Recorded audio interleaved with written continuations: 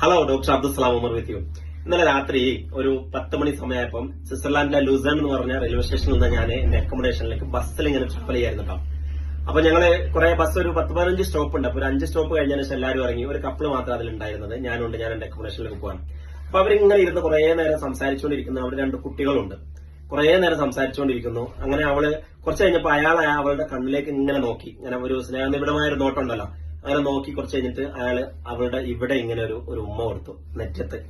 അപ്പം 2 പെൺകുട്ടികളും അത് കണ്ടിട്ട് ചിരിച്ചു, ഇങ്ങനെ പുഞ്ചിരിച്ചു.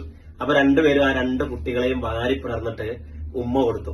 അപ്പൊ ആ എക്സ്പ്രഷൻ ഓഫ് ലവ് എനിക്ക് ഭയങ്കര ഇഷ്ടപ്പെട്ടു. നമ്മുടെ നാട്ടിലൊക്കെ പറഞ്ഞാല് ഇപ്പൊ പെണ്ണുങ്ങളെ ഉമ്മ വെക്കണം തോന്നിയപ്പോൾ രാത്രി 12 മണിയാണല്ലോ, അതിന് കാത്തിക്കാണല്ലോ.